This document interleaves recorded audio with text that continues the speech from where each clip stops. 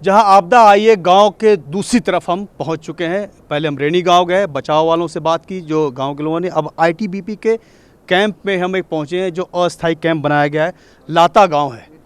लाता गांव है और कौन सा बटालियन है सर? ये 8वीं बटालियन आईटीबीपी की है। और उसके लाता गांव का पहले आपको कंट्रोल रूम हम दिखाते हैं जहां से सारी मदद, सारा रेस्क्यू, सारा ऑपरेशन चलाया जा रहा है। देखिए एक आईटीबीपी के अधिकारी इस वायरलेस सेट के जरिए संपर्क साध रहे हैं।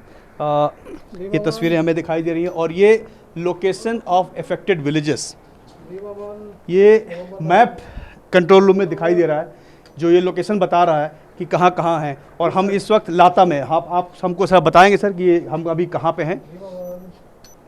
सर इस समय हम जो है लाता में, हम यहाँ लाता पे हैं। और एक्सीडेंट कहाँ हुआ है? और ऋषि गंगा वाला ये सर ऋषि गंगा है। यहाँ पर ये छोटा 3 मेगावाट का जो एक डैम था वो जो डिस्ट्रॉय हुआ है। और ये इस समय जो है ये पूरा एरिया जो है ये धौली गंगा है। तो ये ऋषि गंगा, ये जो है धौली गंगा की का ये नदी बह रही है और यहाँ एक्सीडेंट हुआ। ऋषि गंगा एक्सीडेंट, ग्लेशियर यहाँ से फटा, कहीं ग्लेशियर यहाँ से फटा है और इसी पे ब्रस्ट होके इसने जो है पूरे इसको कट कर दिया हाईवे को।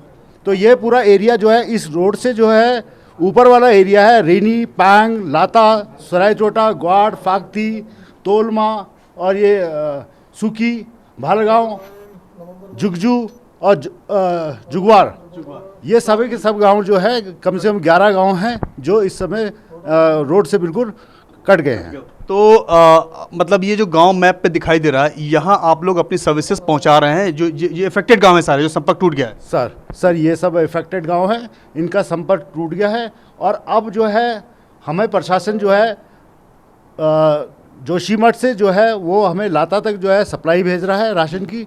और यहाँ पर जो है हम सप्लाई को जो है लेने के बाद जुगवार, जुगजू और पांग, इन पे जो है हम लोग पैदल अपना पीठ पे जो है सामान लेकर इन गाँव पे पहुँचा रहे हैं। तो मैं यहाँ पे ये बताना चाहूँगा मैप के जरिए कि हम हेलीकॉप्टर से यहाँ से लाता पहुँचे हैं। यानी कि ये अस्थाई जो हेलीपैड बना है यहाँ से हम लाटा पहुँचे और यहाँ से इसी कंट्रोल रूम से ये तमाम जगहों, चाहे वो रेनी हो, पांग हो, ये जुगवार हो, जुगू, जितने इफेक्टेड 11 गांव हैं वहाँ पे सप्लाई पहुँचाई जा रही है। तो ये इस तरीके से ये अस्थायी कंट्रोल रूम बना करके तमाम सर्विसेज आईटीबीपी की 8वीं बटालियन ये अपनी सेवाएं दे रही है और दूर दराज लोगों में अपने जो इनका नेटवर्क है उससे संपर्क करने की कोशिश कर रहे हैं कि सामान ठीक से पहुंचा या नहीं पहुंचा, या आगे भी कोई ऐसी इंफॉर्मेशन, वेदर इंफॉर्मेशन, क्लाइमेटी इंफॉर्मेशन जो भी है यहाँ से अपडेट इनका लगातार चल रहा है। तो बहुत ही मुश्किल हालात हैं। जो प्राकृतिक आपदा आई थी वो फिलहाल धीरे धीरे कम हो रही है। सर्च ऑपरेशन लगातार जारी है और एक तरफ सर्च ऑपरेशन चल रहा है और दूसरी तरफ इस तरह की रेस्क्यू की सर्विसेज चल रही हैं। सिविलियन की अलग चल रही हैं और पैरामिलिट्री और आर्मी की अलग चल रही हैं। हम 8वीं बटालियन में हैं जो जहां से 11 इफेक्टेड गांवों को अपनी सेवाएं दी जा रही हैं, जो स्थानीय प्रशासन उन तक सामान पहुंचा रहा है। फिर ये आगे सामान हो, दवाई हो, आदमी हो, उनको लिफ्ट करने का, वहाँ तक पहुँचाने का पूरा इंतज़ाम किया जा रहा है। कैमरामैन अमित राय के साथ प्रशांत देव, लाता गांव, उत्तराखंड। हमारे साथ आईटीबीपी के 8वीं बटालियन के अधिकारी और जवान हैं। दरअसल में हम इनसे ये जानने की कोशिश करेंगे, इनको हिमवीर कहा जाता है। हिमवीर इसलिए कहा जाता है कि ग्लेशियर पे इनका खूब आना जाना है, वहाँ इनकी पूरा बेस है, बटालियन है, वहाँ पे जाते हैं, माउंटेनियरिंग पढ़ते हैं, ग्लेशियर पे अच्छी तरह से वाकिफ़ हैं।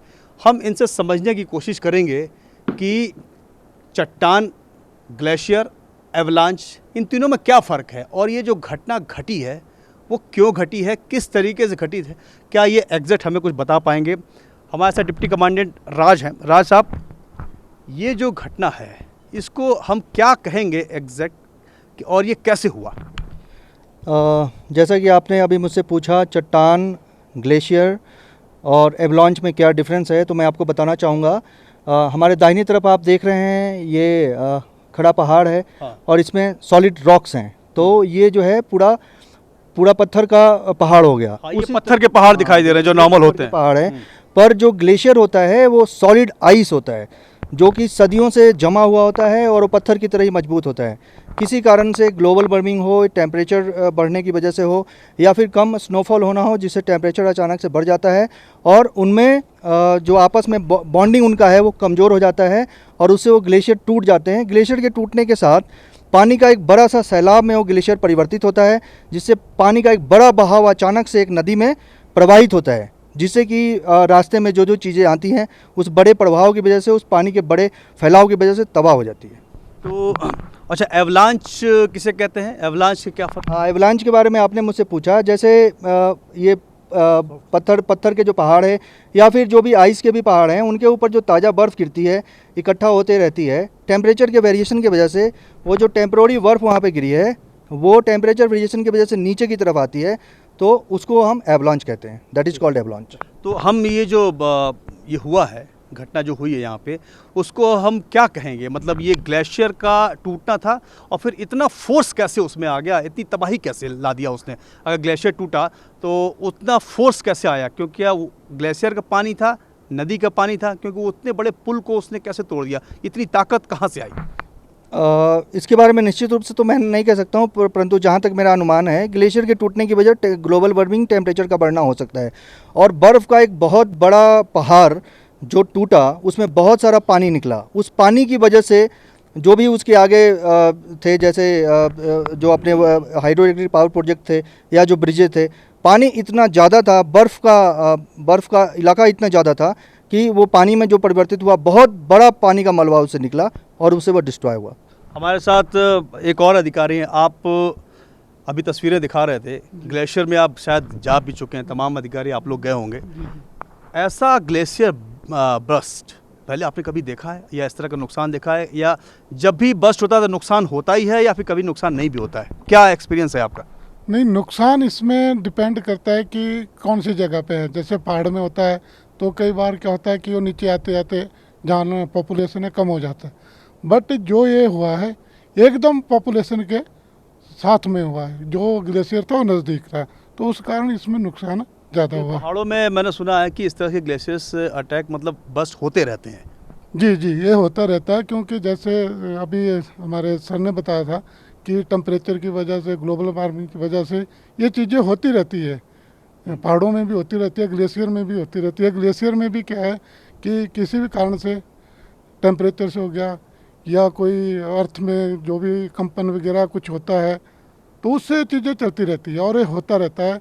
आइस ग्लेशियर में क्या होता है, उसको आइस फॉल बोलते हैं कि एक बहुत बड़ा भाग आपस में छोटे छोटे भागों में टूट जाता है, लेकिन यही है कि वो आगे उसकी स्पीड नहीं बनती है तो वहीं पे ही रुक जाता है।